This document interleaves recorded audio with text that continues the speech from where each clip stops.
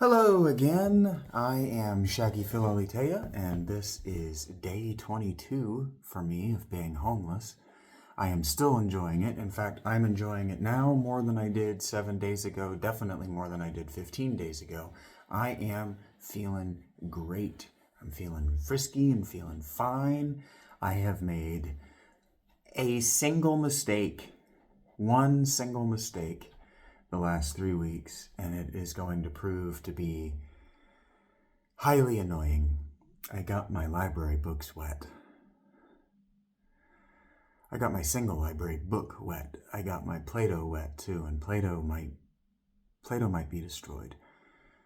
But the Mothman prophecies will be fine if I could just get them into an environment where it's not gonna mildew. So what I've done is I've wrapped them up in paper towels, I've interleavened the pages with paper towels, and now I have a hot hands getting warm inside my hoodies. I have it all wrapped up in my hoodies to get it as warm as possible. Maybe I can get that water to evaporate into those damn paper towels. It's not gonna happen in an hour. I've got 2 hours in here. It's not going to happen in 2 hours. I'm going to be so disappointed. But when I bring it to them, they're going to be like, oh, well, he did go through the steps necessary to fix it, so we won't be too mad. What I've got to worry about is they're going to end up with about 12 hours to get it dry, or it's going to start to mildew. The mildew is what I'm worried about. Now, it got cold enough last night that it didn't mildew, but the pages are going to swell, which is going to cause permanent damage. And I am stressed out about it. But here's why I'm stressed out about it. You know, I've been telling you now on my Bible study, I've been telling you about the cyclical nature of time, that there is a non-linear cycle of human narrative that's not bound to time. And it's not bound to place. And that it's true of our individual lives too. This is the only book that I have checked out of a library on my personal library card and my name since I was about 12 or younger. I used to do this camping thing. I have completely forgotten all about this, but I used to have a tent. And so I used to take every opportunity I could to sleep outside. In fact, last night, yesterday evening, as I was taking the bus home to my spot, I saw that there's a family that has a kid that wants to camp in this cold weather. So he's got a fire pit in the backyard. He's got a fire pit built in the backyard, and they've got a little miniature kid tent set up for him, a little one-person kid tent set up in the backyard. And I did that. I did that for years of my life, years and years and years. Every chance I could get, my parents would let me. Every chance I could, I would get my parents to let me sleep in the yard in my tent, set my tent up myself, all of that. I need a real bath. I need it to warm up.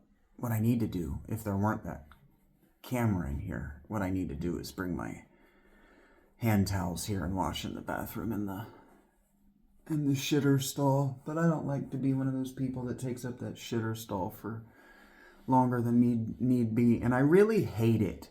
Males, let's all agree on something. Grunting loudly to let me know that you're in there doesn't need to happen. You don't need to if you're having trouble on the toilet, I don't even give a fuck if you've just decided to take a half-hour break and you're going to sit there on the fucking toilet. I don't need to hear the agonized grunts. Nobody does. We don't need it.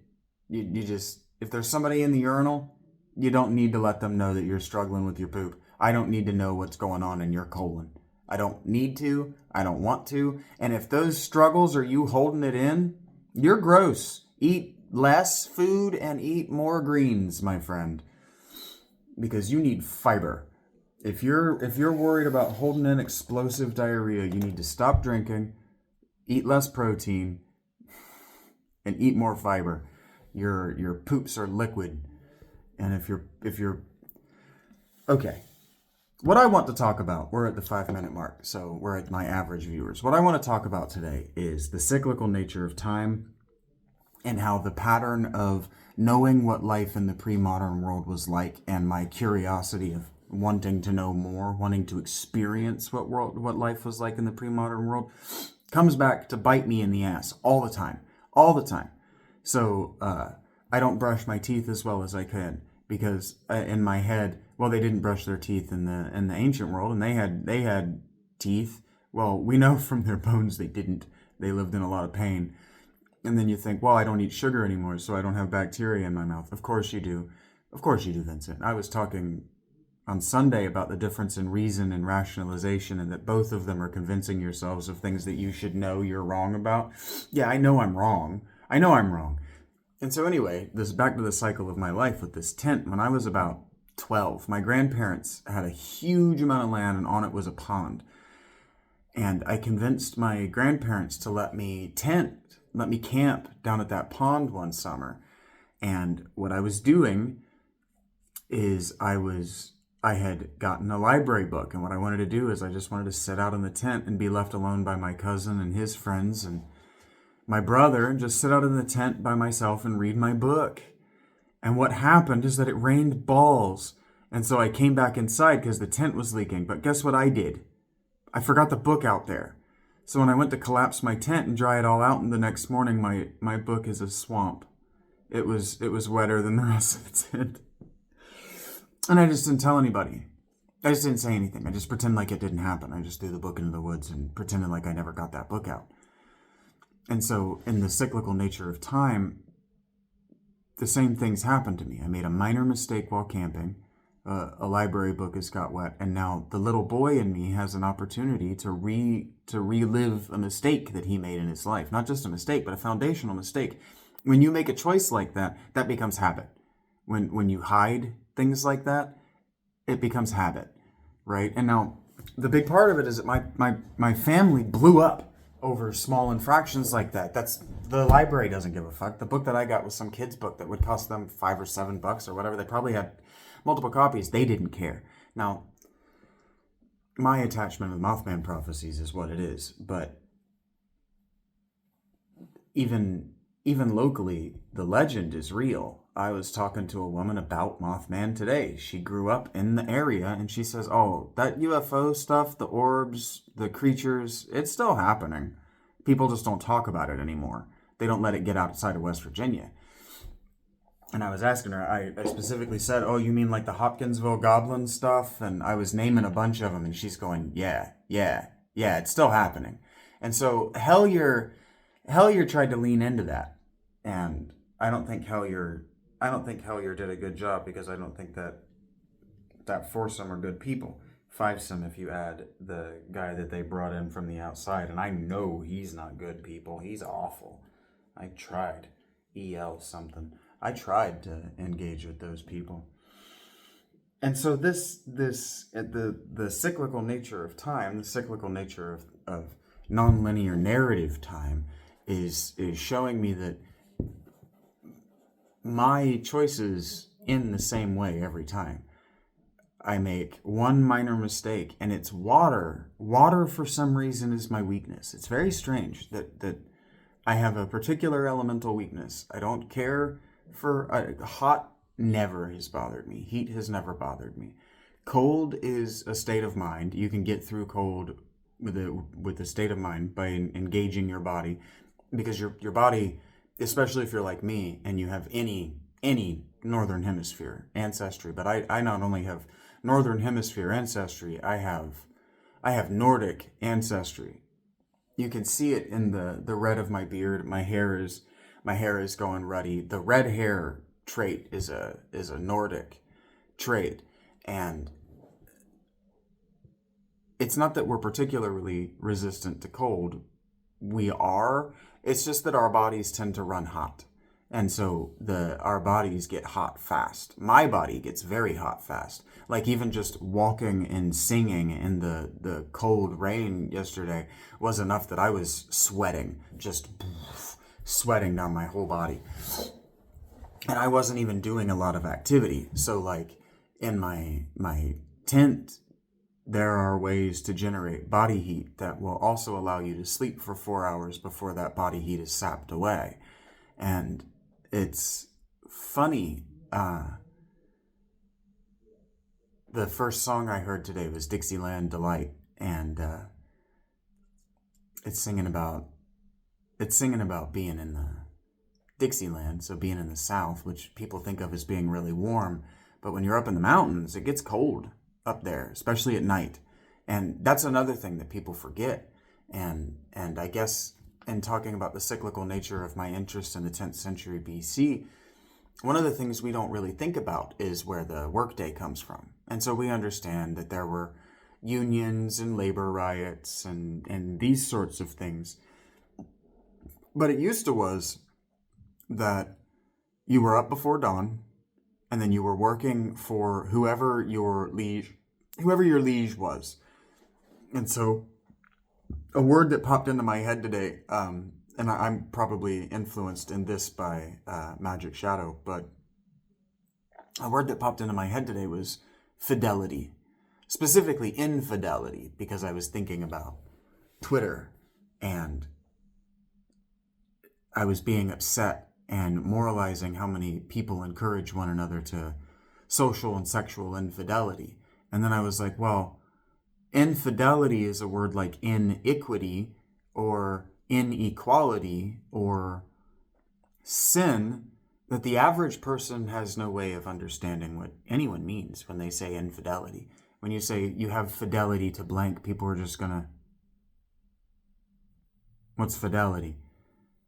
Well, the fides, was the land. A fide, F-I-D-E, was a lot of land that a person could be responsible for. And so having fidelity is in not cheating your liege lord with the profits and the financial return of your fide.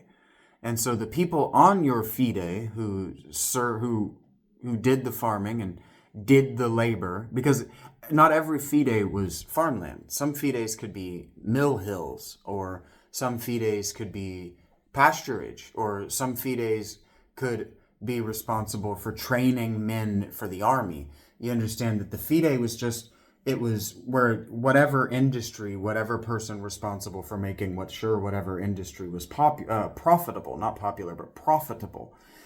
And then having fidelity is making sure that the liege lord, that the nation, there weren't nations, but that the highest abstract from you, middle management, gets their just deserts, gets what they deserve. That's having fidelity, is making sure that the people below you are taken care of and the people above you are taken care of.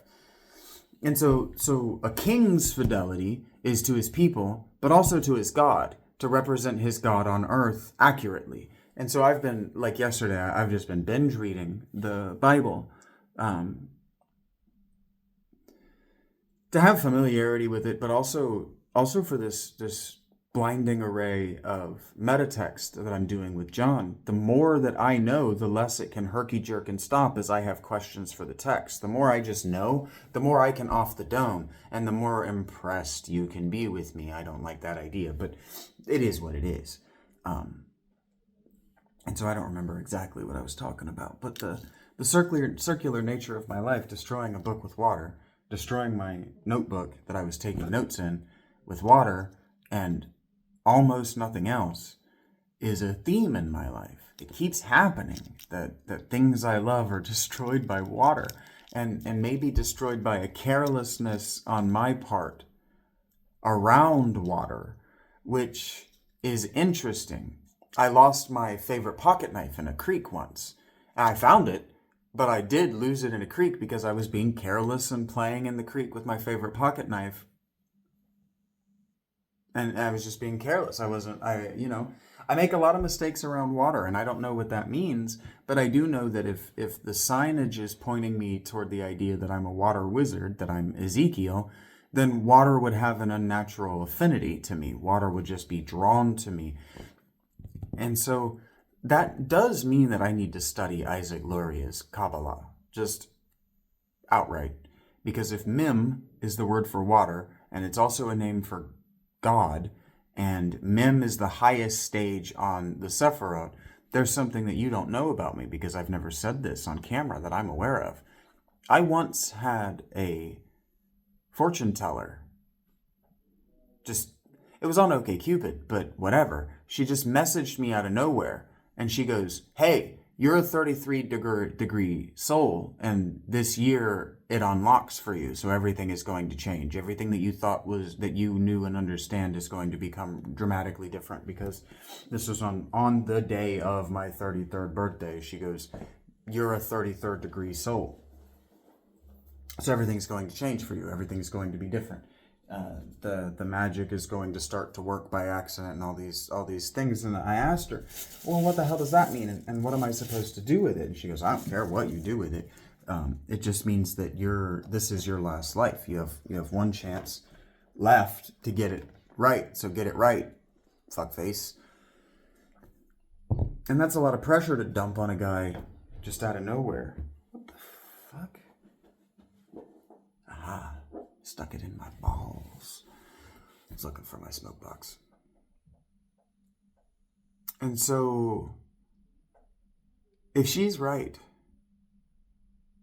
and you can do the numerology of my name, you can do the numerology of my birthday. 7/1/1987 is 33.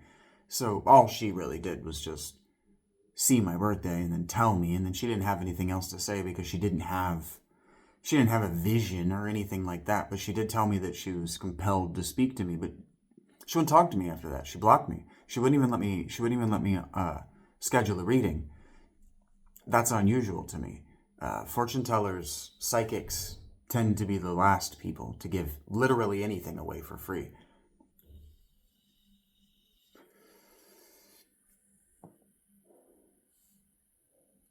And so I'm stressed out about that. Because I'm going to look like I'm giving up in the middle, or I'm just halting in the middle of yet another production that's important to me. But the thing is, a lot of these productions that are important to me, like the Hate Reads or Spoopy Ween or some of the Plato readings that I did for my Patreon, are impulses. They're just, I need to do something, I'm bored, I'm going out of my mind, I have to do something. And then Hate Reads kind of caught fire. I had people, maybe as many as 5 people, like, watching live.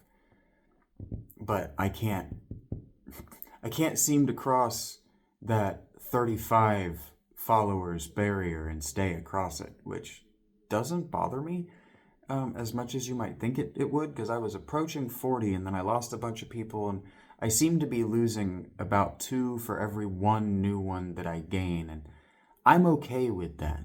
You might think, oh, but you want to gain and retain followers, and it's like, well, no. As a homeless person, it might seem like what I've been telling you is true, that I'm running out of time. I was running out of time. I needed help. But you can't ask normal people for help. Do you understand that as a normal person, you probably lack the ability to help anyone because you can't help yourself? The longer I'm homeless, the more I realize that it matters of whom you ask for help. The people that I was asking for help before, that help came with conditions. Like, there's a Catatonia line where he says I can't remember, I'm going to have to paraphrase it, I can't remember the exact line, but he says that people encourage him with their fingers crossed behind their backs. Like, they don't mean it. They just say it. And in fact, I think many people encourage others, especially to acts of infidelity, because they want it. They want the encouragement. You know, do unto others as you would have others do unto you is a confusing rule. It really is. Like, if you really think about it, it's a really confusing rule. If what you would have people do unto you is give you free money to do things, you have to give out free money in order for people to do that back to you. Do you realize that? And so, like, I keep talking about what comes around, goes around, my alopecia. I'm sure that you notice it too, but this is uneven because of my alopecia. And it mildly annoys me. It makes it look like my face is crooked. But as you can see, because of the alopecia and the Native American ancestry, that's just never going to happen. This is just never going to grow any thicker than that. But at least I used to have a great big bald spot about the size of 2 quarters right here under this ear, just a great big, very visible bald spot. And then the back of my neck right here where all these pimples are, all of that was a big alopecia bald spot. So alopecia baldness comes, for me, it's when I'm stressed. And so that I have all of my hair, and my hair is looking thick and healthy, and I've found a way to wash it, so that's fantastic. I don't have to do that very often, but I found a way to wash it when it looks visibly dirty. Is a matter of my alopecia. What I'm trying to tell you is that I like being homeless. I like it a great deal. I talk to people, and I get to receive grace. And I get to make mistakes that I get to learn from. And it turns out that a lot of the mistakes I make are the same mistakes I made in boyhood. And I never gave myself, it's that. I never gave myself opportunities to correct them. I keep thinking now, people want me to tell my story. Because I'm a fairly good storyteller. I'm a good talker. I'm a better talker than I am storyteller. But people have been wanting me to tell my story, and so I was sitting with these 2 women in their 50s today, and they were chit-chatting, and they were trying to get me involved. And when I'm eating, I don't really like to talk, and I think they figured that out, that I'm a 2 coffee, 2nd plate guy before I talk. And this is what I want you to know. The moral of what I'm about to tell you with these 2 women is this. If you're a young person, below younger than 40, younger than 50, and you don't know how to speak cromulently about religion, family, children, history, and something exotic pop culture from before you were born, you are going to be very lonely when you hit 50. Millennials are struggling with this online, where millennials thought they were always going to be the cool kids online, and that the next generations were going to look up to them for having been the first cool kids online. And I don't know how we got it so wrong, because every millennial relived the 1950s retro vogue of the 1990s. Everyone did. Every single person who was born after 1980 lived through that. They would have been, anyone born in 1980, from 80 to whatever, 95. It might even be 85 to 2000, but that's a stupid metric. You lived through it. If you're a millennial, you lived through it. You might have been too young to understand what was happening, but you lived through it. And if you were too young to understand what was happening and ignored it, that's on you. It's on you. It just is. And so I was thinking as I was I was thinking on the bus. See, when I don't have my phone and I don't have headphones, so I just observe my environment and I think about it. And now I'm trying to get better about remembering these thoughts that I had. It's easier to short form them at the moment, but I no longer have a battery charger, and I'm no longer going to be asking for money to help me be better at this. If you don't want me to be better at this, you don't want me to be better at this. And if you find a charm in my schedule and my inability to charge my stuff before 10 a.m., then you find a charm in that, and that's fine. YouTube wants me to say that the most important thing is my view count, and the most important thing is likes, shares, comments, and subscribes. But the most important thing to me is meaningful connection.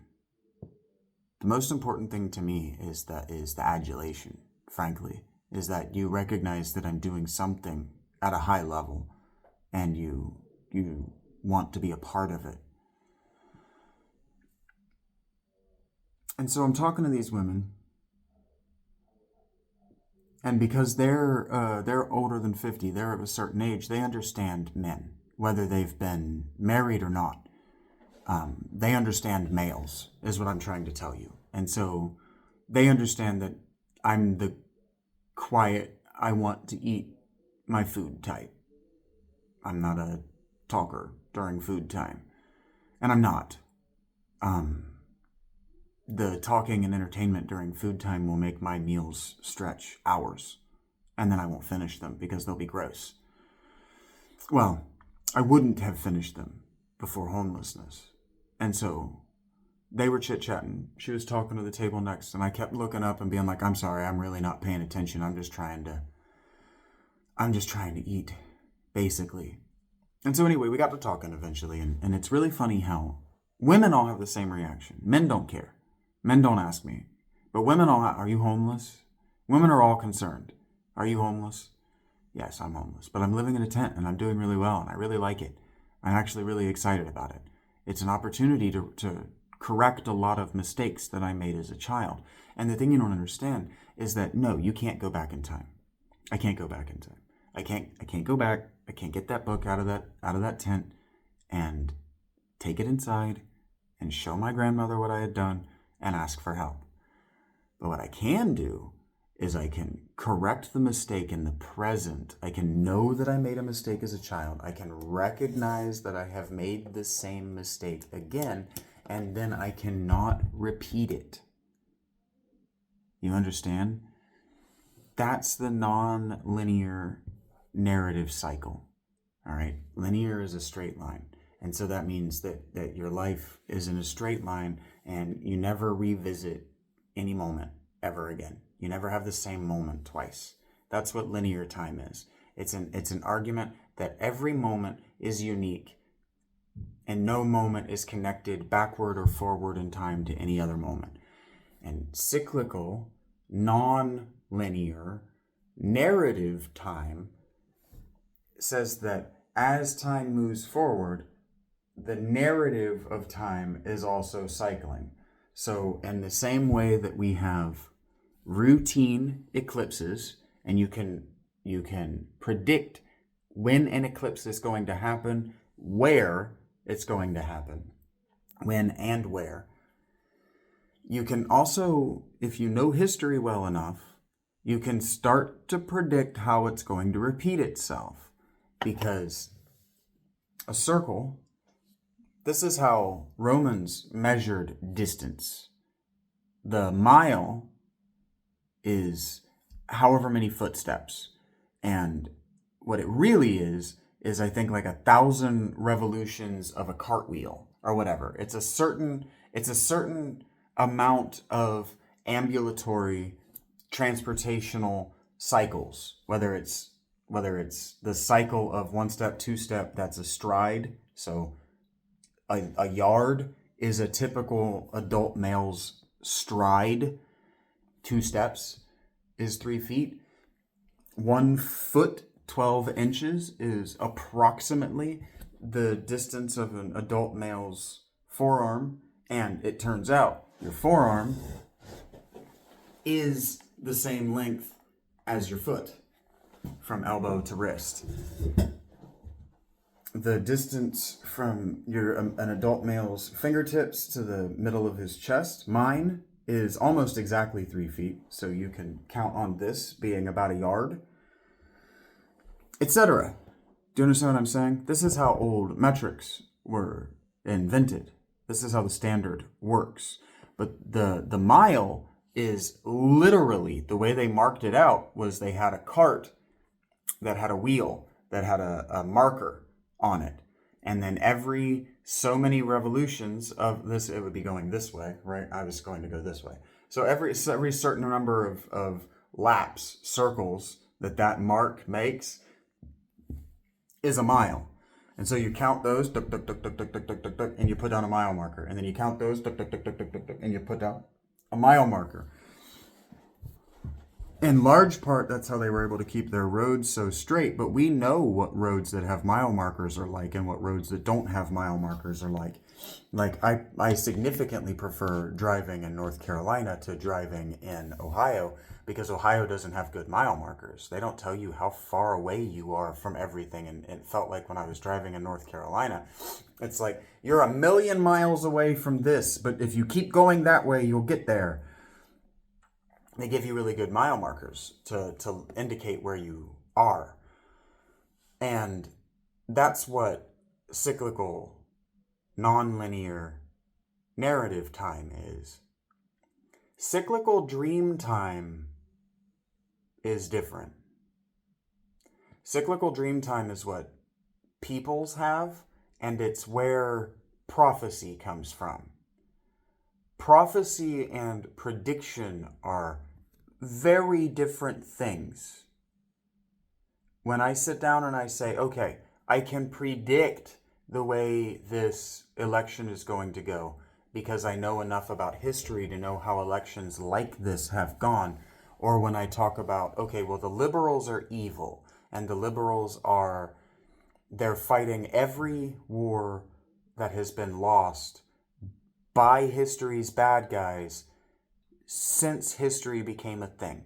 Every single war that was fought over good and evil that we are aware of, every single position that the evil side has taken is currently being taken up by the American Democrats. Every single lost war, every single act of evil that any government has ever founded itself on, whether it be child sacrifice, whether it be prostitution cult, whether it be hawkish warfare, whether it be anti-morality, whether it be slavery or communism, anything. Every single failed bad idea that a human being has ever lost a war to defend is the Democrat platform. They've gone back to talking about their agenda. You know, it became passé and déclassé to talk about the liberal agenda with initial caps. But if you listen to Kamala Harris speak the last 4 years, especially since she started campaigning, she uses initial caps agenda all the time. All the time.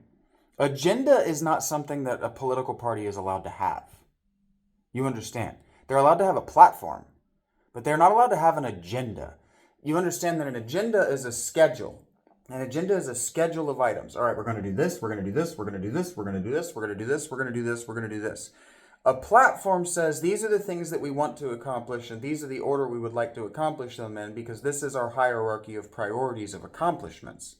An agenda says I'm going to go to the mall at 10, and then I'm going to go to Walmart at 11, and then I'm going to go to the bank at 12, and then I'm going to go get head from some prostitute at 1. You understand what I'm saying? This is an agenda, and it's why you're not allowed to have one. That's why the liberals for decades, the Democrats for decades, lost elections because all the Republicans had to do was say, oh yeah, liberal agenda.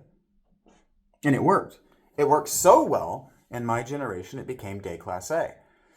And so now we're back to my generation in the 1950s. And if you missed the 1950s pop renaissance, that's on you. But what happened with that 1950s pop renaissance is people were going back to a time, they wanted to live in a time in their heads where everything was just novel and what it was, and simple and uncomplicated. Even racism in the 1950s was simple and uncomplicated. It wasn't about the color of your skin. It was never about the color of your skin. Martin Luther King has got that all wrong. All wrong. It's about your ability to assimilate to American pop culture. Sammy Davis Jr. was horribly mistreated during his roast. But where do you think white kids being the only people who buy hip hop records and attend hip hop concerts comes from? It comes from it was cool to be black and a performer in the 50s. And so the sort of post-ironic black performer in genres that typically you don't think of black people taking an interest in, like black people got interested in metal for a short time and rock and roll for a little while. In the 90s, think of In Living Color or That's What I've Got, sorry. Think of like Run DMC playing with Anthrax in the 80s, right? But it didn't work. And it didn't work not because of racism. It didn't work because the audiences didn't want a black dude on stage. It was that they just didn't want it bad enough to be consistent. And so that's kind of what I'm talking about when I'm talking about, I think a lot of people think that I don't want actually to read all of Plato's compendium to you. That I don't actually want it bad enough to commit. And there's an amount of that. But I think I've proved that I want to be a part of your life bad enough to commit over the course of the last 2 years pretty adequately in my own mind. I have over 200 videos. I have over 200 posts on Patreon. It's not like I'm not working. It's not like I'm not making an effort to be here. And it's not like I'm not actually getting here every single day anymore. And so then it becomes, well, now I'm overwhelmed by the material that he has. I'm never going to make it through all of this. And that's why I'm repeating myself so much lately. I don't even mind. I got a little bit of burn, a little bit of sun on my nose yesterday. It's a good problem. I'm actually getting a little bit of sun on my whole face. But I need to wash my face. I need an income. I just do. I just need to make like $50 a month, like $10 a week, just so I can make sure that I can actually commit to the habit of brushing my teeth every day. For instance, I can commit to the habit of bathing every day. I can get new bandages for my feet. I can replace my socks when they get dirty, like things like that. Just little stuff. And now there are charitable organizations that I might be able to do that through, but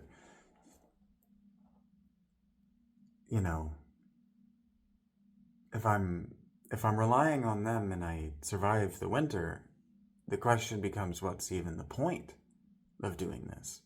If I'm relying on them and you're not looking to me for truth or wisdom or compassion or encouragement to be a better person or whatever you may or may not be looking to me for, what's the point in proving my commitment to being here?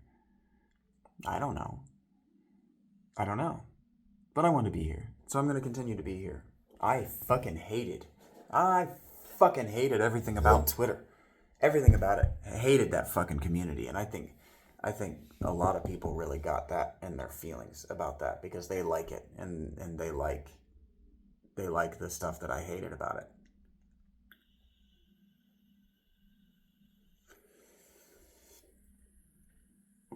But I am certain that I haven't said any of what I wanted to say. I'm excited to confront my non-linear narrative time. I'm excited. That's what I keep thinking about. I'm excited to right the wrongs of my youth, to fix the mistakes of my childhood and of my young adulthood,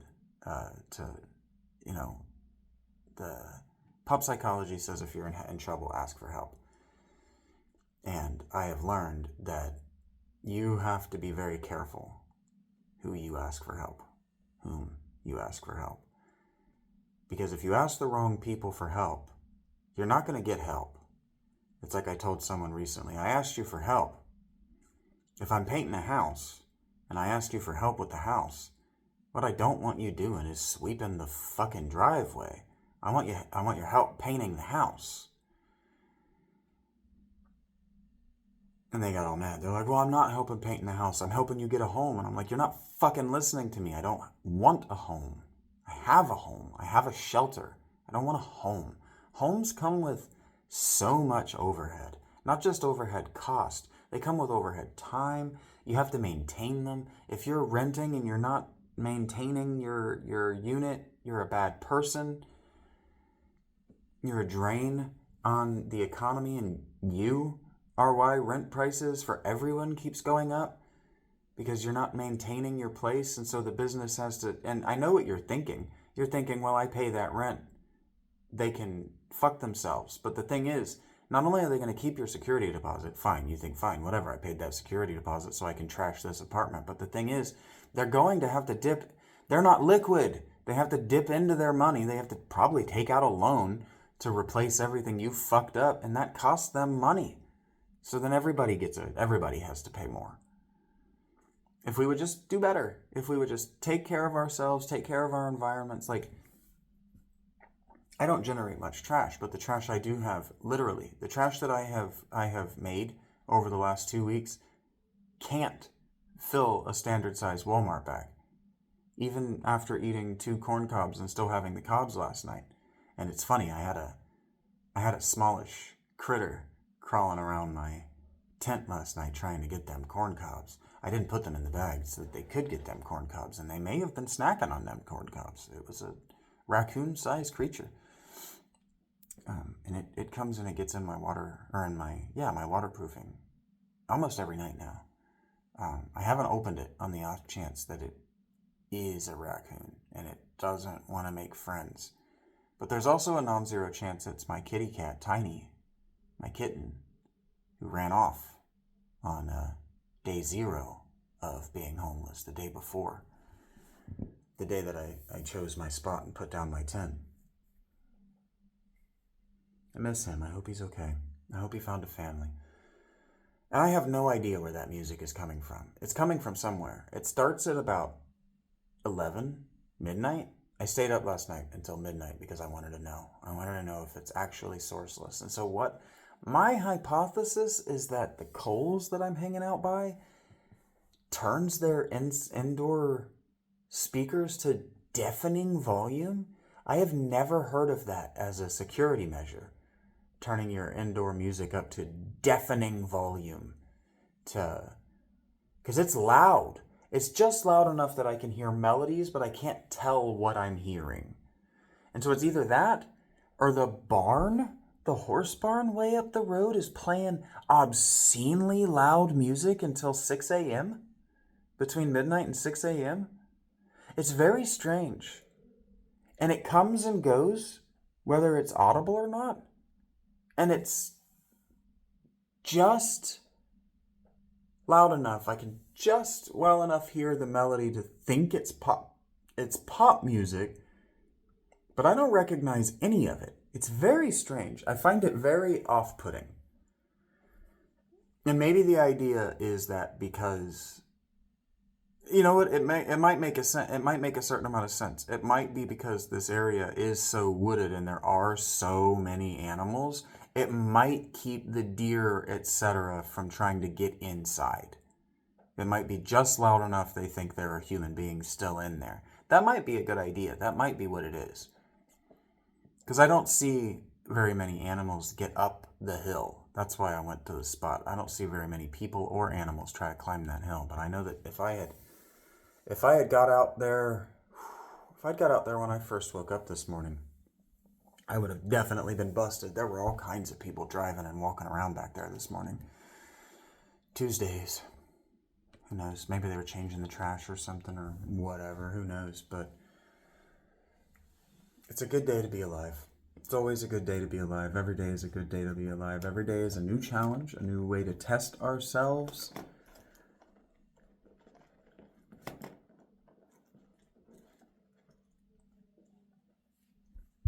Checking to see if that's even getting hot enough to do anything. Got about an hour left in here. I need to do a reading for you. I'm probably going to do a talking to myself gaming instead. maybe I'll do half and half. I've got enough time. Maybe what I can do is, I need to get back to the blinding array of metatext because I've learned things and I need to get reacquainted with John. And I don't really like to do these in anything other than half-hour multiples, but I think just over 45 minutes is going to do it today. I've said everything I want to say. No, I haven't. You want to be able to speak cromulently about bigger things, because there is a generation older than you, and young people. I'm in that generation, and you might think, well, I don't care about what an older person thinks, but older people think things about you.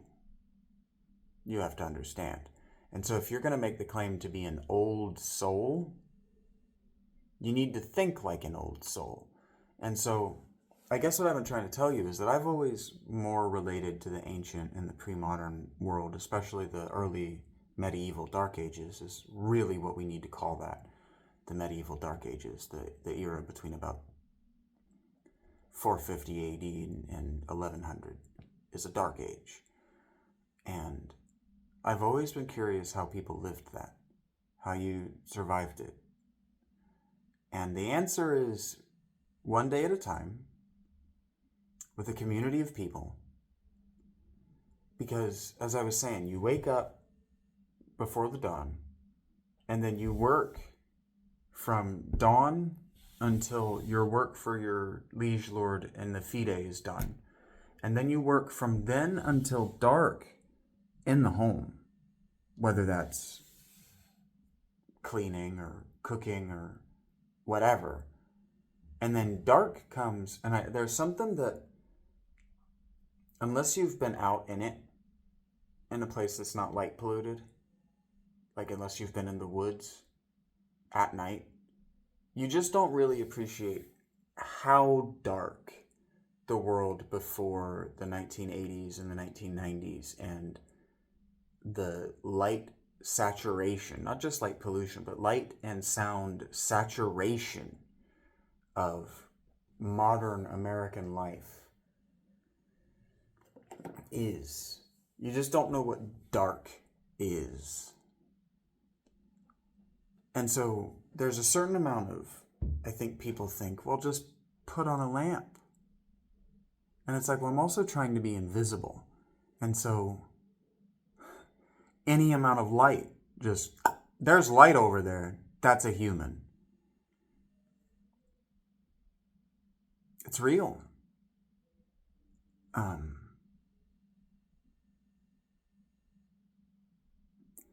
And the point I'm trying to make is that older people, I've made this argument before, and now I'm going to make it again. Grandparents are hugely valuable to civilization. People over the age of 40 really, really, really matter. Even if they can't work, even if they're not politicians, they matter because they've seen stuff. And so, like, they've lived and they've experienced things. And so, like, the woman I sat down beside today, I don't ask people's names because names are power, and I would rather you have my name and I not have your name and you feel like you have a power over me. That's, in my opinion, that's true humility, is sacrificing a certain amount of your sovereignty to people around you. And so I was talking to these women. I told you I was talking to these women, and I got to talking to the one after the other left, and she was quieter and a little less intelligent, so a little less gregarious, and so a little more intimidated by the other woman than by me. And I got to talking, and she's asking me how I'm doing, and I'm telling them about my tent and about how excited I am and about how really the only things I'm missing are a hat, gloves, and a good jacket, and all of those are things that I can get this week, maybe. Cross our fingers, but the church that I pass on the way to get here, on my way to leave from here, is doing a giveaway. So I should be able to go find a jacket and hats and maybe new socks and maybe some gloves and maybe just the last of the things that I need to make my living environment comfortable for the winter through the cold. It's supposed to snow this week. I might be able to find them on Thursday. And so cross our fingers. put out a little prayer, and remember that what I'm doing, the way I'm interpreting my life right now, is everything that happens is a sign, is a message. And so I'm paying attention for the cyclical narrative. Okay, well, how many things are repeating? And one of the things in my life that's repeating is water damage. Water damage is really fucking me up. And so I kind of made a joke about how I might be Ezekiel. And it wasn't really a joke. I was kind of talking about how archetypically I might be, not Ezekiel, Elijah. Elijah was a water wizard. He could make it rain. He could make it not rain. He could make rivers dry up. He could find rivers, springs, not rivers. Rivers are a massive, massive body of moving water. If you've never been by a river, you don't really appreciate the difference in a river, a stream, a creek, etc. That's why there are different names, even for the different bodies of water. That's kind of goes back to what I was talking about yesterday, that words have meaning and different words are different for a reason. A stream and a creek and a river aren't the same thing, and they're not synonymous. Specificity of language is what I was trying to tell you about yesterday. My granddad used to harp on specificity. Be specific. Say what you mean what you say. And I learned that not from my granddad. I actually learned that from Quick Draw McGraw and the Spruce Goose, with Yogi Bear and the Spruce Goose. I've been trying to find a good clip of it. It's hard to find. It's hard to find that movie. Copyright protections and stuff like that, which, it's been 50 damn years. That movie should be available to children. It was a great movie for me. I learned a lot. But Quick Draw McGraw has all of our heroes in prison at one point, and he says something to him, and it's Yogi's buddy. What's his buddy's name? Boo Boo. Hey, Boo Boo. Anyway, Boo Boo, he says something that either Boo Boo or I don't remember what their names are, but Doggy Daddy and whatever Doggy Daddy's son's name is. One of the younger members of the group finds objectionable and suggests that Quick Draw meant something other than what he says, and Quick Draw turns around and he says, I says what I means and I means what I says. And that's just how it goes. I say what I mean what I say. And God has been working on me to remind me that I don't have to be angry. Like, I was reading Peter. I read 1 Peter and 2 Peter last night, and he makes a point to tell me that my reaction to the cops and my reaction to the injustices stacking up on my life 2 Sundays ago isn't Christian, that Jesus wouldn't have done that. Even if I did have my Jesus in the temple moment and I was justified, that I wasn't justified, that God was annoyed by that. And so I wonder how many other things God's annoyed about that I do. Like, I really wanted to go to that church, the Coburn Methodist is what it's called, up by where I live, was doing a writing group. And I really wanted to do that. So I got up there about 4. It was pouring ass rain and it was cold. And all the doors were locked, and the people who saw me standing there didn't invite me in, so they didn't want me there. And that's fine. It is fine. It didn't hurt my feelings or anything. But 2 hours later at 6 o'clock, I wasn't there either. And so maybe I could have returned Pastor Mark's text. He told me that he was going to text the woman who's running it so she could get my number. And maybe he did, maybe he didn't. He's on vacation starting yesterday, as far as I'm concerned. So he texted me, and I didn't open my phone back up to get that text until I told him it was going to be several hours, and that I probably wasn't going to respond. I don't actually have my phone on, but I didn't do like a copy. This is my actual number. I've got your number too. I don't do stuff like that. It's superfluous, and maybe I should have. Because maybe then Irene would have texted me, and she would have known that I was out the door at 4. Maybe, but church communities that are closed like that are locked off, except when a good person is in the chapel, are churches that don't need me in them. I'm not trying to show anyone up. I think a lot of people, I've been told by a few people that I'm showing good Christians up by throwing myself at the Bible and talking about it in public. But as I was talking with this woman about her life and about mine, and she told me that she's dating a priest, she's dating a missionary. And I said, oh, God bless, thank God. I was just about to say, God bless, about something that she told me, a small win in her life. And I almost said, God bless, that she's not homeless and she's not alone, that she's got a man in her life. Because it bothers me to see these women not have men in their lives. These women that have to come to the food shelter. That bothers me. It bothers me a lot because sex isn't the only utility that women have. So it bothers me. And so when she told me that she has a man and that she still eats down here, but that she does have a man in her life, she's in her 50s or 60s, she's got 3 adult children, and her husband died in 2005. I said, thank God, bless God, just bless God, God bless. He reached into your life and he's left you not alone. And not only has he left you not alone, but he's left you with a man of faith. And so you can come to a place called Christ's table and you can have faith. And you can be thankful and you can pray, thank God, thank God. And he'll listen. You know, the atheists and the non-believers, the people that come in there because it's free and they're effectively stealing and they're just taking advantage of the kindness of this community. Like, I felt bad. I got 2 extra hot dogs. I only got 1 extra hot dog, in fact. But I saw a guy go up and get 4. And it's like, I have 2 in my bag because this lady, what I'm trying to tell you is this woman, I was agonizing over it. Can I get up and ask for another? And they were like, yeah, you can. They'll give it to you. They count. I think they count how many times you come through, but they'll give it to you. And I was just like, man, I just feel so greedy. Like, I'm telling them the portions are too small. And she goes, well, do you want my hot dog? I'm not going to eat it. I actually only got it to offer it to you. And I was like, yes, I'll take it. Because I'm tall and thin. And I do have that need. And frankly, the corn last night did keep me warmer. The difference in the nights where I haven't eaten, don't have food right before I fall asleep, and the nights where I do is dramatic. It's a lot more dramatic than you would think if you didn't grow up poor and you've never had to skip meals. And so I'm just thankful. I'm thankful for the opportunity to be me.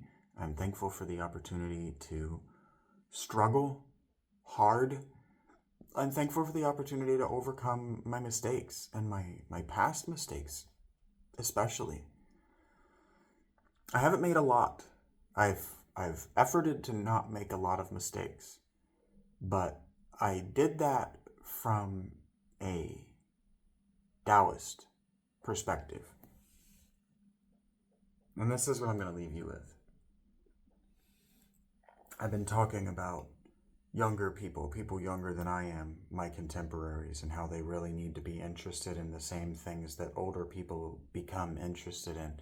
And what I mean, again, by interest is invested. You need to invest an amount of time in it. Because if at 50, you're still interested in going to Taylor Swift concerts, what do you have to offer the next generation?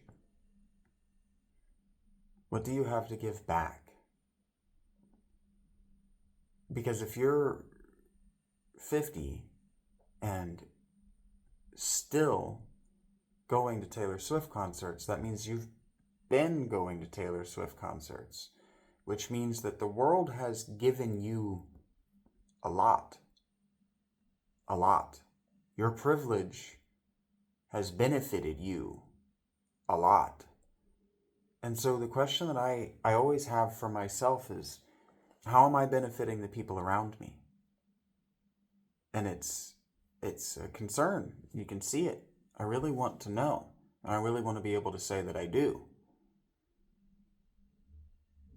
And so when I sit at these tables with these strangers and I have these talks and I'm able to say, God bless, thank God, God's great, God is great. You know, I didn't used to believe, and then I got into this tent and it's impossible not to believe. Or I said something like, that's how I know God loves me. And she looked at me and she goes, I believe that. I believe it. She goes, yeah, God loves you, particularly. Look at what you're doing. So the people around me get it. And so it's only a matter of time. And I'm not going to be doing scripture forever. Like I don't have a lot of branded stuff because, like a new cable television channel, which is what these YouTube channels are based around, I'm still trying to see what material sticks, what draws an audience. And the stuff that seems to be drawing an audience is my 15 to 45 second long shorts where I tell you what you don't know about the Bible. And that's not the person that I want to be, but it is in my name. Shaggy Philaletea, the first Christians were telling you everything you were getting wrong about the Bible. And you've got Genesis all wrong. All wrong. And so I'm going to leave you with this. Ruth. I read the book of Ruth last night. The book of Ruth is about two homeless women, and one of them is a widow and younger, but probably in her 30s. So probably not, actually. She doesn't have a kid. She might be in her early 20s. It doesn't matter. She's beautiful. Ruth is. Ruth is beautiful. But the problem is that she's an Ammonite. I didn't get that right. She's a...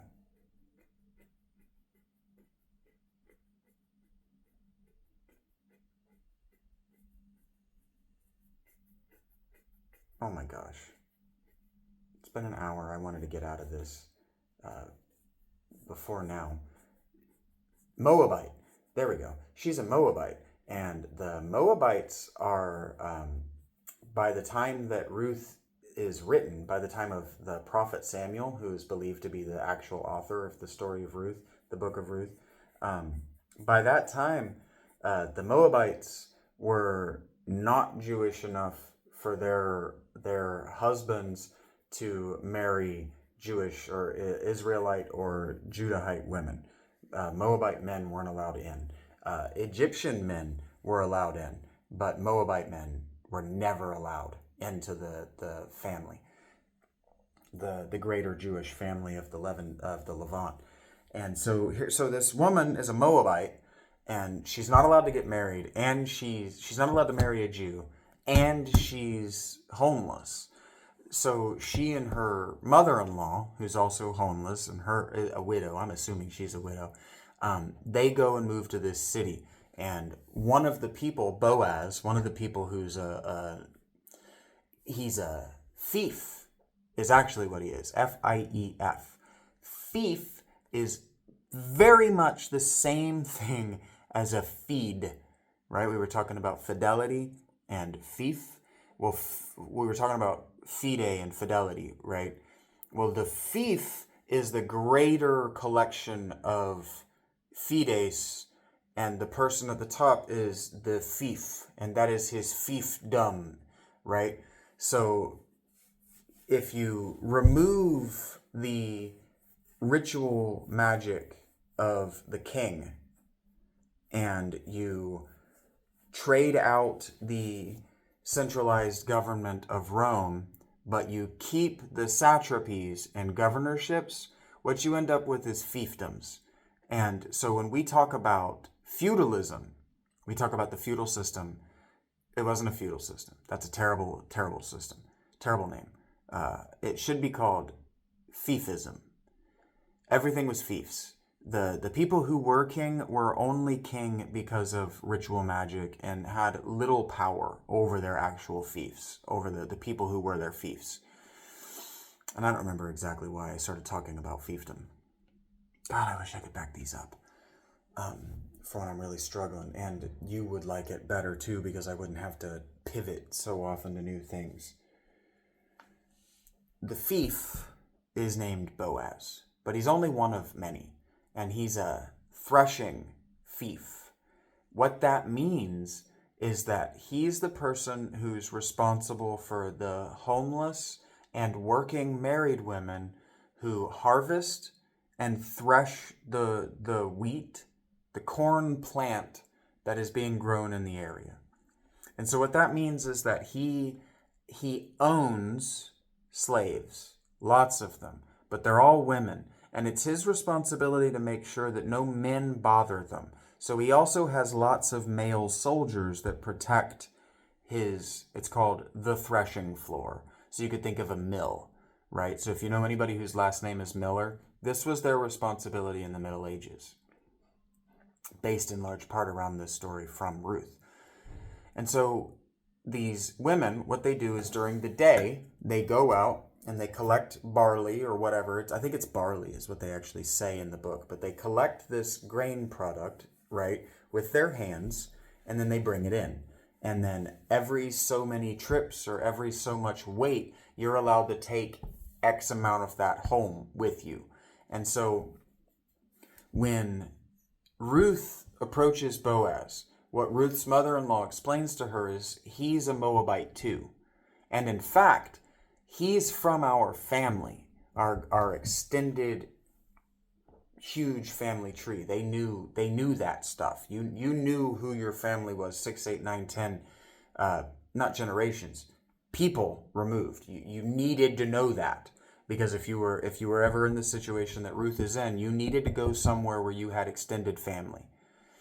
And so Ruth's mother-in-law explains to her that Boaz is her extended cousin, okay? And that he's rich and he's famous and he's powerful, but he's also Jewish, and that he'll help her. He'll take care of her. That he's a Moabite Jew, which is a legal impossibility.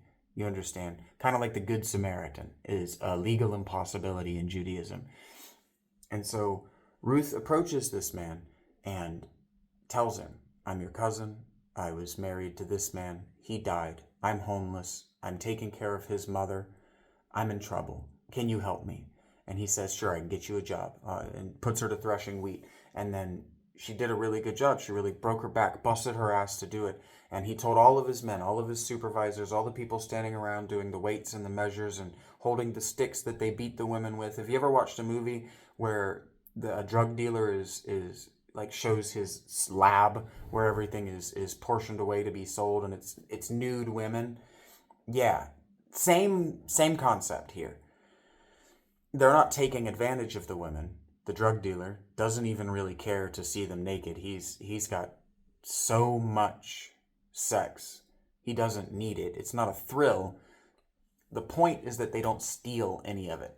Or, if you're doing like cocaine, that it doesn't get all over their clothes. There's nowhere for them to steal it, except 2 places, and they're not doing that, because it would be stupid. And so anyway, she busts her ass and she doesn't steal anything. In fact, she tries not to take anything home. She tries to say, I've worked to prove to you that I'm willing to work, and that I will work, and that I can work, and that I'm a good and hard worker. And Boaz says, hold up, wait a minute. You get an extra portion because I know you're feeding your mother. And he tells the men, do not stop her if she tries to pick up grain that's falling off of the threshing table. And do you know what a thresh is? So, do you know the cat of 9 tails torture implement? So it's a stick, and then it has 9 chains, and those 9 chains tend to have horrible sharp objects attached to them. If you've ever watched The Passion of the Christ, they really show the damage that a cat of 9 tails could do. Well, threshes are that. That's what a thresh is. So what you're doing is you're just whacking the wheat, the stalk, the barley. I say wheat, I should say corn, but you're going to go corn. They didn't have access to corn. Well, they called all of their grain corn, and then these big ass heads of maize, they went, that's corn. Anyway.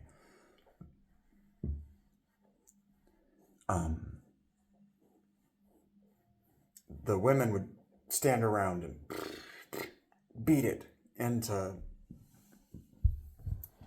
a millable product. This is how you separate the wheat from the chaff, right? And so what Boaz tells this men is that she's allowed to take anything that drops on the floor and all of the chaff, because they need a fire and they need food. And so she does. And then she's talking to her mother-in-law, and her mother-in-law says, look, what you need is a husband, and what I need is to sell your husband, my son's property, so we can get the fuck out of poverty. So here's what you're going to do. And this is why I'm telling you this story, because every time I've ever heard this story, it's been told wrong. It's been interpreted wrong. And I'm telling you now because it's been interpreted wrong. And you need to understand that women in homelessness and men in homelessness are very different. Very different.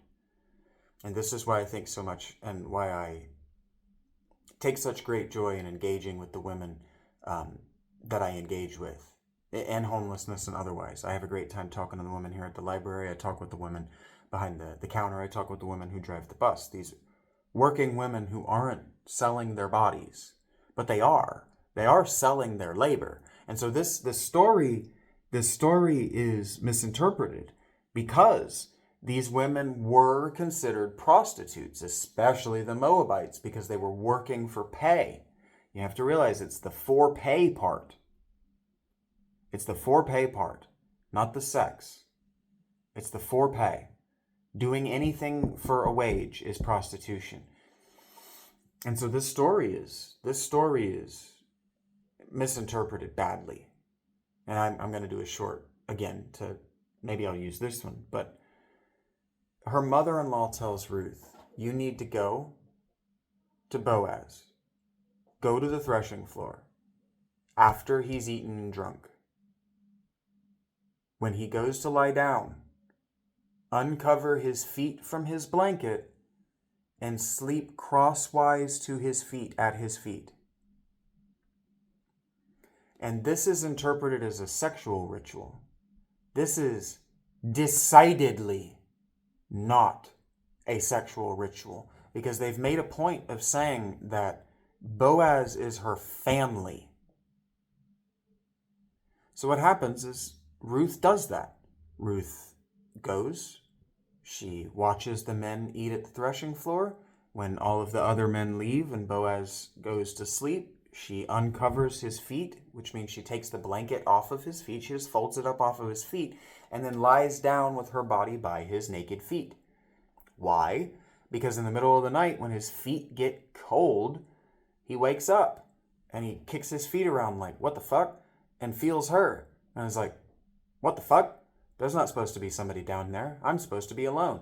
And that's what happens. He goes, who's in here and why? And Ruth goes, oh, I'm sorry. My mother-in-law told me to uncover your feet and come sleep here so you would buy our land. And he goes, okay, well, cover my feet back up. And so she covers his feet back up and she says, and since you're such a gracious host to me and I am lower in stature than to even your slaves, will you offer me some of your blanket so I don't freeze to death tonight? And he goes, yeah, get under the blanket with me, but stay at my feet. Stay at my feet because you aren't allowed to be here. And she goes, I'll rise with the dawn and I'll leave. And he goes, if you rise with the dawn and leave, and no one knows you were here, and you don't offer me sex, I'll buy your mother-in-law's property, and she'll sell me the property with you because you belong to the property, and I'll marry you as legitimate wife. And she goes, thumbs up, and gets the fuck out of there at 4 a.m. And then that's what happens. He buys the property, everything goes fine, and then he marries her as a legitimate wife. That story is told that the uncovering the feet is a euphemism for sex. I don't know where this idea came from, that fucking with a man's feet is a euphemism for sex in the Hebrew world view, but that never happens in any of the books. It never happens. Sex is not a direct result of the feet stuff. I don't know who the fuck in biblical scholarship has a foot fetish, but they need to stop because they're lying to you. Ruth is about how you treat a widow. God is consistent. God is thoroughly consistent in every one of those books. The only people that he gives a fuck about are widows, poor people, children, and homeless people. That's all he cares about. People that can't provide a home for themselves, people who can't eat, people who can't provide for their children. Those are the only fucking people God has any amount of mercy for. And the way you can get atonement and mercy is by caring for those people in his stead. And this woman to my right today at the Christ table, she knew that. She understood that. But like she said, she's dating a missionary and a minister. Dating is the wrong word. She's loving and being loved by a missionary. And so we really need to talk about what love is, what it means to love. Because I think you think that you're only supposed to love your spouse and your immediate family. In fact, that you're not even supposed to love your parents or your grandparents. That you're supposed to love your siblings if you get around to it. I think that Cats in the Cradle, that song, Cats in the Cradle with the Silver Spoon, right? That song, it did a lot of irreversible damage because people weren't listening. They thought, oh, well, then it's okay. It's normal. No, it shouldn't be normal. It shouldn't be normalized to abandon your family in hard times. Like Ruth's brothers, sisters, mother, father, they weren't there for her. Her mother-in-law was there for her. And a strange cousin was there for her. But thank God he was a Moabite. Thank God there was a Moabite fief in that city. I don't remember what the name of the city was. Bethlehem. Let's say it's Bethlehem. Thank God. And that is the cyclical, non-linear narrative time. To remember to thank God, because God is the narrator, God is the author. It's to remember to thank God that the story's not over. Like I told those women, when I became homeless, I said, all right, God, take me. I'm yours.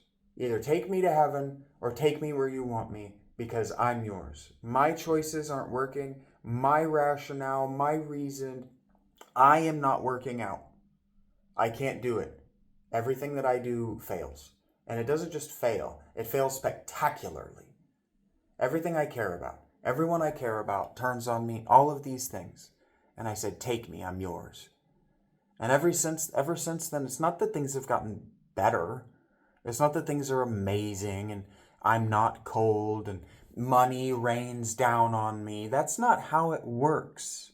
If you think that's how it works, you're praying to Paimon, and you need to stop. That's a demon, and they come to collect, just exactly like loan sharks.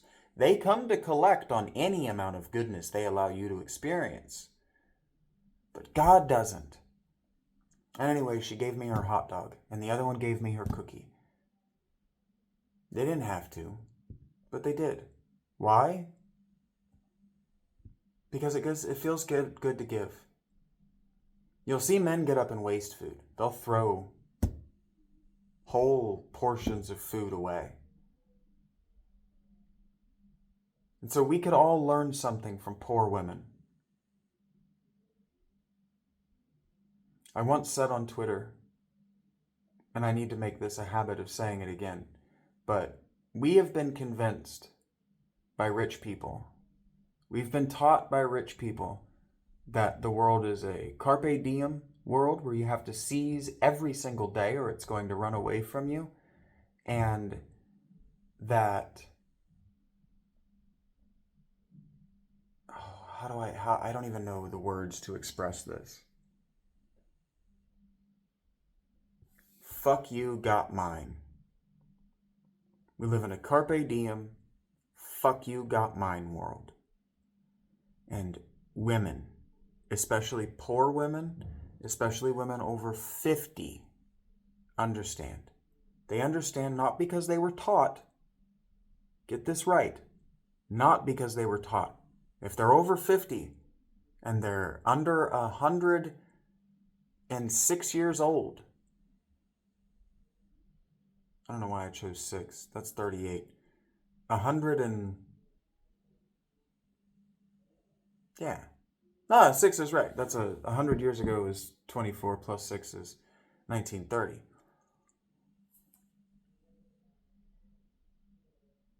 They didn't actually experience the very worst. If they're only 50, they didn't even experience Vietnam. You see? The older they get, the worse the things they've experienced in their actual, real, linear life. Which means the non-linear, circular, narrative time of their lives encompasses not only more laps than yours, but more wheels entirely. Can you conceptualize this visually? Is this a visual that makes sense to you? They're valuable to us for that, and they have something to teach us. Older women especially. Older women who grew up poor especially, and older women who grew up poor and didn't become bitter and evil in an effort to impress their fathers. Selflessness is real, and selflessness is the only way. It's the only way. I don't have a shirt that I can give you off my back anymore. My clothes are destroyed. But I've got all this information in this dome that I will gladly give you for free. Happily give you for free. At an hour and 20 minutes, really all I need from you at this point is comments, questions, concerns, likes, shares, subs. I don't like asking for it, but that's what I need. If you don't want to get on my Patreon or my PayPal or my GoFundMe or my Cash App, Venmo, you don't have to. You don't need to. Just pay it forward to somebody but me. Take the things that I'm suggesting to you. Take the things that I'm learning in real time, the behaviors that I'm learning in real time, and give them to someone else. And tell me if you would rather just listen to me do this while I play a video game, because I can play the tower, or I can put on Final Fantasy, or I can play Final Fantasy 3, or Tactics, or 6. And I can go back to being talking to myself. I can go back to just doing that. It felt good while I was doing it. I enjoyed it. I switched it up because it felt uninviting. But this is, I know you're not going to get it, and I'm going to have to cut this out as a remix all on its own. But you were invited. The recording is an open invitation to hang out with me. I'm pretty cool. It's something that I didn't know about myself for a really long time. It's something I didn't believe about myself, and I wouldn't even consider for a very long time. But I see it now. People are drawn to me, and people leave happy. And people really like it when you thank them for their time. That's what I always say. I say at the end of a conversation with a stranger. I always say, "Hey, thanks for your time. Thanks for hanging out with me. Thanks for talking to me. Thanks for letting me get to know you a little bit. Thanks." I always say thank you. Just gratitude, man. If what you want is for me to teach you how to make friends and influence people and how to elevate yourself in your corporate world and how to take what I'm learning in homelessness and avoid homelessness for yourself. If that's your goal, I can do that for you. I chose homelessness. I wanted this. I'm looking at how much water damage this book really has. The pages are starting to wrinkle. They're going to be so mad at me. I'm so mad at me.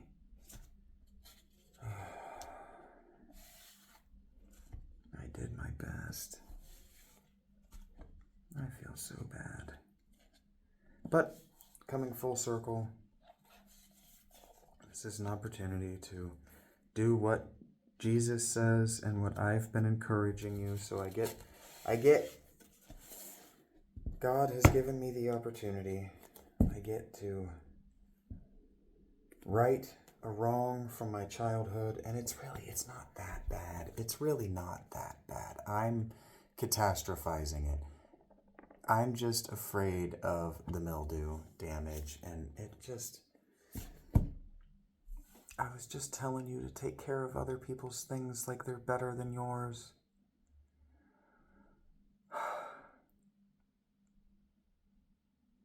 But my problem is that I know how to forgive and not forget, but I don't know how to ask forgiveness. That's not true. I don't know how to expect it when I ask for it. I know how to ask for it, not caring whether I get it, because I've never gotten it before. Never is a strong word, but rarely. I mean, I got some water out of it. These are wet. I want to cry a little bit. I feel so awful. I'm so afraid they're going to think that I'm a garbage person. Who does this to a library book? Lots of people.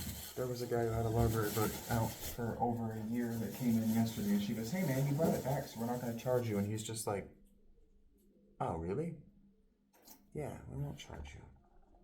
And how much are they going to be able to charge me? I can't pay for it. And man, the thing that kills me is you can even see that the water hit it right there. It was just enough to soak up into the book. I had it protected except for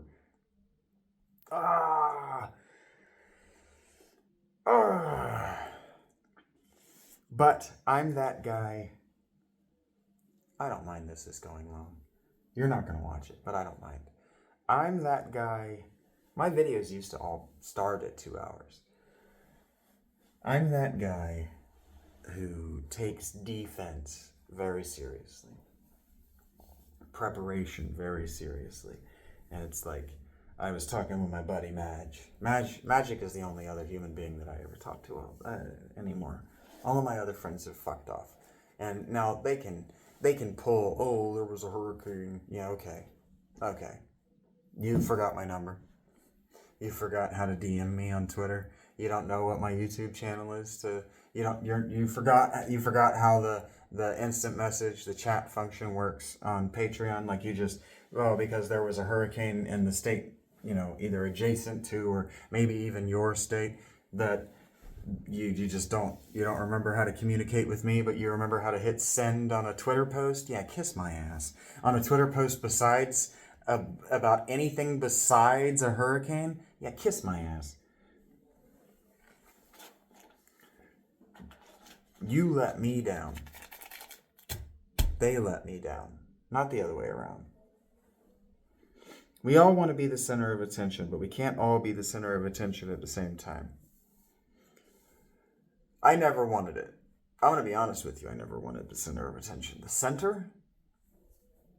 Only a true narcissist wants the center of attention. I want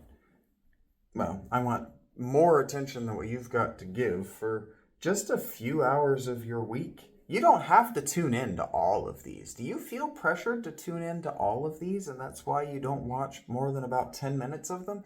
You're not going to answer because you don't like, subscribe, or comment yet, and you really don't like it when I challenge you. You want me to be weak. You want me to be soft. I find that objectionable in its own right.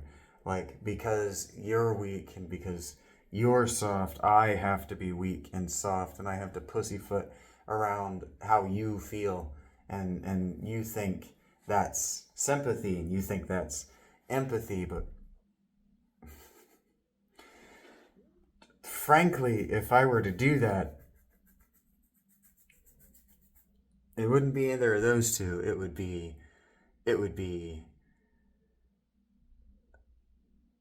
what would it be? It wouldn't be a good emotion that you want me to feel towards you. It would be whatever you feel about a screaming child in the mall.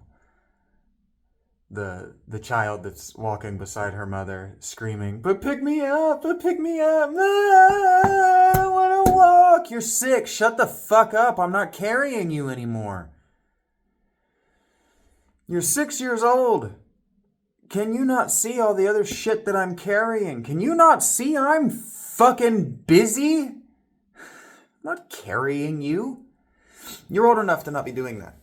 In fact, that 6-year-old girl was old enough to know. And so if you're not mature enough in your cognitive ability to evaluate whether somebody's busy, and then maybe evaluate whether you are being a problem by getting impatient and wanting everything to be about you, well, you're not the person I want on my channel anyway. We're not going to get along. All I'm going to do is tell you how bad you suck. And then I just got another person telling me, I'm sorry, I'm a bad friend to you. You were a great friend to me, but I'm a bad friend to you, block. Yeah, okay, what the fuck? You know who you are. If you watch this and you hear me say that, you know who you are. You know what you did wrong. And you know you have no intention to make right on it. Because that's the thing. You think that forgiveness means you made right. And you're wrong. And it's really funny. Because I can forgive you, but you haven't made it right. Just because I am a fucking fantastic human being, just because I'm amazing, doesn't mean that you deserve it. And it most certainly doesn't mean that you've done anything to earn it. Forgiveness is an internal process. Forgiveness is personal. Forgiveness is about the future, and it's about not being willing to live in the same linear narrative time with a person who's hurting you. It's about a commitment. It's about a commitment to not making the same mistakes over and over and over and over again. That's what forgiveness is. And so really, I guess, because I can so well remember how thoroughly you really gotta believe me on this and just kind of trust me. But I was, even while I was making the choice, thoroughly disgusted with myself for throwing that book in the woods. I knew I would never have to face the consequences, and I knew that no one cared, and I knew that my grandma wasn't going to be mad, and I knew there was no beating coming. And so I just skipped all of it and went straight to the conclusion. If I do that today, if I just pretend like I didn't destroy this book and this book mildews, then I've disrespected not only this library, but I've disrespected the goodness of the women and the men who work here, who have helped me. And frankly, the thing is, I could very easily blame the dude who is helping me check it in and out every day for not double checking that the book was safe. Because I told him I want to do this because I'm afraid I'm going to destroy it living in a tent in the rain. Well, it hasn't rained in a few days, so I could just go up and be like, damn it, it surprise rained on me. And I had my backpack in a spot where it got wet. But that's not what happened. I could lie. And I thought about it. You could lie. I could lie. As I was walking down the road, and this is why I'm not going to lie, because maybe my sign-off needs to be less about how you can be better, and my sign-off needs to be, Sophia, wisdom is a god, and he or she, whichever name you want to give it, whether you want to call it Jesus or you want to call it Sophia, wisdom is everywhere you look for it. Jesus was very consistent. The esoteric tradition is very consistent. All of the mystical traditions are thoroughly consistent about one thing. Those with the eyes to see and the ears to hear will see and hear the truth. But all that means is if you're looking and if you're listening and if you're paying attention and if you want it badly enough, wisdom, that secret special knowledge that is what God wants, what God likes. You know, Christians talk about, help me, they talk about praying like, help me as a Christian, God, help me as a Christian think and see other people. Think about and see other people in the way that God does. You do. So praying to God, help me be more like you. Help me think more like you. Well, here's the thing. All we have is hearsay as regards how and what God thinks, if we don't have the eyes and the ears. And then if we lack eyes and ears, the hearsay is useless to us because we lack ears. You see what I'm saying? So if what you want is to be a better person, if what you want is to be successful at work, if you want to have a quality relationship with your spouse and with your children, if you want to find a spouse, where you have to start is with your eyes, but keeping your head up, your eyes open, with your ears, keeping them open, and with your mouth, keeping it shut. Can't learn if you're talking. Can't learn if you're arguing with your teacher. I'm no teacher, but if you're just sitting there arguing with me, who's benefited? Are you benefited? Think about it. I made a short where I said that King David in the Bible is the same mythological character as Orpheus in the Greek tradition. And this guy goes, yeah, duh. And I'm like, yeah, duh. Where did you read that? Now, see, when I say, yeah, duh, I'll tell you where I read it. Yeah, duh, this person said it, da da da da. And he goes, yeah, okay, now tell me the sky is blue and surprise me. And I'm like, yeah, but you didn't know that. There's no way that you knew that King David and Orpheus are the same person, because I'm the only person I've ever heard say that. And so if you're doing that and you're trying to claim that you had already come to that conclusion and you're way ahead of me, then your follow-up needs to be the next step so I can catch you up. Do you not understand that? If we're not helping one another, we're hurting one another. Have you never heard that saying before? If you're not with me, you're against me. And not just me. If you're not with the future, if you're not with progress, if you're not with righteousness, if you're not with fidelity, you're against everything. This is why religious war after the Romans met the Jews became exactly what it's become. If you're orienting your behavior toward Paimon, you're the enemy. Why are you the enemy? Because everything that you do is on debt. Everything that you do is done with invented or made up information. However you want to define information. Because everything is information ultimately. The information complexifies and congeals into quarks and gluons and atoms and, molecules, etc., etc., etc. Conglomeration and building up and building up and building up and building up. And so you have houses and universes and universities and these things. But at the lowest level, everything is just information. And so if you don't have a way to engage with your information in a way that you're working with other people, with the rest of all of humanity, because we are in this together. Now that we're in a fully global world, it is fucking after the 18th century. You are in a global world whether you fucking like it or not.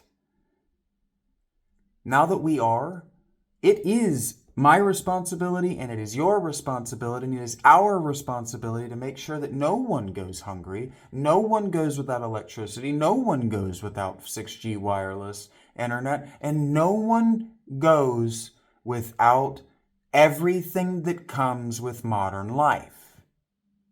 No one, except people like me who elect to not have it. But I don't elect to not have it.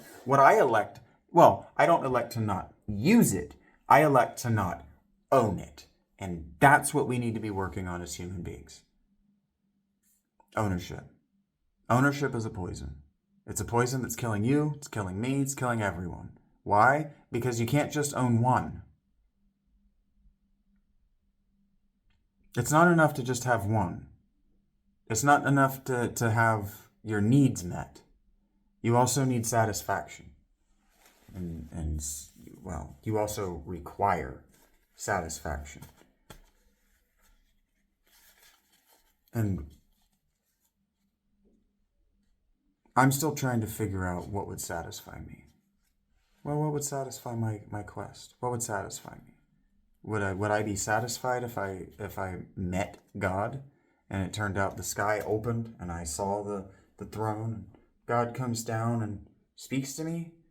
Would that satisfy me? No. Humans are never satisfied.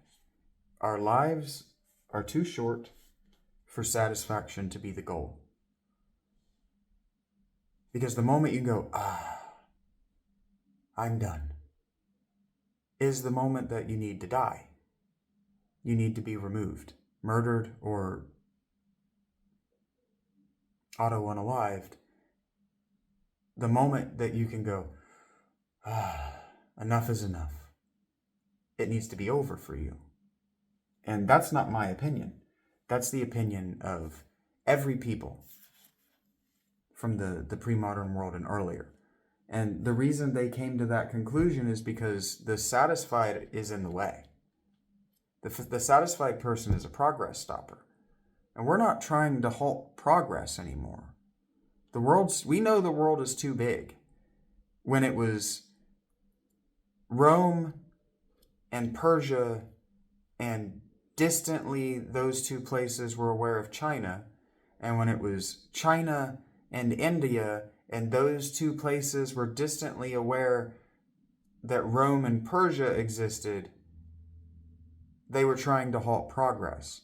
But the reason they were trying to halt progress is because the trade logistics of Rome and China coming to some sort of agreement on trade in the 1st century AD, 1st century BC, is a fucking nightmare. Just nobody wanted to deal with it, is what that was about. And so they just didn't. Well, now we have enough people, enough smart people, that there can be people whose whole lives can be dedicated to dealing with it, and they can be adequately trained and educated. Like Nebuchadnezzar. He goes, get me the smartest of the Jews and put them in my government, because those motherfuckers can read and they can write and they can do math, and god damn if they can't interpret dreams. And you know what else they do? They don't spend all day drinking and fucking whores. So get them paid. That's what we need. We need leaders that can look out in the world and identify the people who need what they need and deserve it, and go, get it to them now. Because if that happens, just like with Boaz, when Boaz went, she worked her ass off for free, give her extra, then everybody will work for not for free, but that hard. It's the amount of effort, not the amount you demand. The amount of effort that you give, not the amount you demand. So this is what you all get wrong. You think, I've got X number of years of experience and I'm faster and more accurate, so I can demand more and give less effort. And that's why you don't have a career. That's why you just bounce and bounce and bounce and bounce and bounce and bounce and bounce. I can't get along in the social circles of any workplace, but my effort is undeniable. The only reason that I end up getting in trouble in the corporate world is because my effort wanes when I can no longer handle the social environment. When I can no longer handle the backbiting and the infighting and the lying, the just outright lying. You know, this is why I say this a lot, and I'm going to say it a lot. This is why it was a sin and why it's explicitly forbidden in the 10 Commandments, which are authoritative. Just read, if you're an atheist or you're a non-believer or you're on the fence, just read them. Find a translation, open up Exodus, and find them. Read them. They're the most basic tenets for human life. Don't lie. Don't covet other people's cows. Don't fuck other people's wives. Don't steal. Don't murder. Don't summon God for dumb shit. Don't worship other gods above God. I don't remember the other 3. I'm not going to try. That I got through 7 is pretty impressive to me. These are fucking easy. Don't misrepresent one another in court. Not just in court. Don't fucking tell stories out of school. Don't lie about people. It's not hard. It's the easiest thing. Just don't lie. When something bad happens, especially if it's out of your control, what you don't need to do is lie. Just tell the truth. Oh, this bad thing happened. It was out of my control and I look bad and I'm embarrassed about it. And that's where forgiveness comes from. Because what you're doing is you're apologizing and then you can say, I'm sorry. And usually the damage isn't so great that you need to be murdered. Even the people that ran into that bridge, they went, oh, it was outside our control. And the government went, you got it. We'll pay you. We'll pay you for your time and your trouble. And that's usually how it goes. Especially if you're a woman or you're an average-sized male. I'm tall, and I have a temper and a loud voice. So bad things tend to stack for me. Especially when I lose my temper. There's a moral in that. Don't lose your temper. Well, it's not that easy. Especially when just doing this shows that I'm angry now. My face doesn't hide anger very well. All I have to do is go, I'm getting pissed off. And it's obvious because my whole face does, look, when I get mad, my jaw does, I don't know how visible it is on camera, but in person you can see it, that I'm flexing my jaw and my whole face is contorting with my rage, even as I'm trying to remain calm. And that visibly trying to remain calm is when people get scared. That's when people get scared of you. And so what I'm telling you is to learn from my mistake.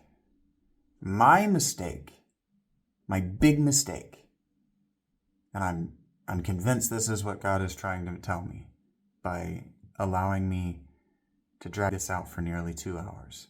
My big mistake over my life has been avoiding the situation that I messed up in out of fear that I would mess up again. I did mess up again, but it's not that bad. And it's a kind of unavoidable accident. Even when I did it, I knew it was going to happen. I knew there was a chance. I knew I needed to double check that straw every time. When I bought it, I thought it. The first 3 times I filled it, I thought it. The 5th time I filled it, I didn't do it. Now, I did it the first 3 times. I thought it the 4th time, didn't do it the 4th time or the 5th time, and it leaked. That's on me.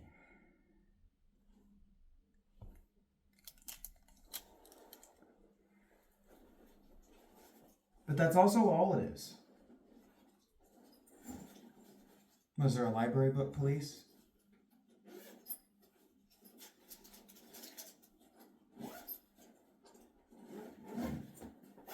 The books that sit out on those impulse stands are books that don't move. They're books nobody's reading. So what did I do? I got really excited and I was reading a book I really liked. And then a bad thing happened to me.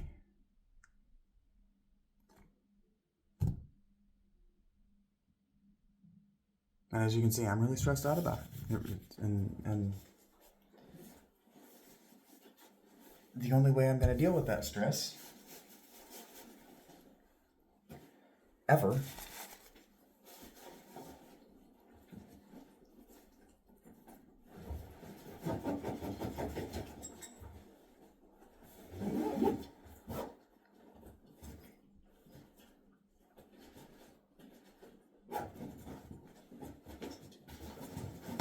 is by dealing with it. And it might seem like I'm just being circular in my logic, and that's fine. I'm not trying to win an argument. I'm not trying to proselytize. You understand that debate is proselytization, right? You understand that debate is religion, right? And I'm not inviting you to my religion, because I don't have a religion. Whatever. But I am inviting you to be a little bit more like me. Just a little bit more like me. I don't want you to be exactly like me. We'd be boring if we were all like me, because I'm trying to be a little bit more like everyone else. Everyone I meet, I want to be a little bit like them, because there's something about them that allowed them to get to where they are, successfully and alive. And so if I can learn what it was and I can incorporate it for myself, then we can all be better, because then I can teach you what made them great. And what made those women that I met today great. What made those women great is that they were selfless. Utterly selfless. Even in a place that was feeding them for free.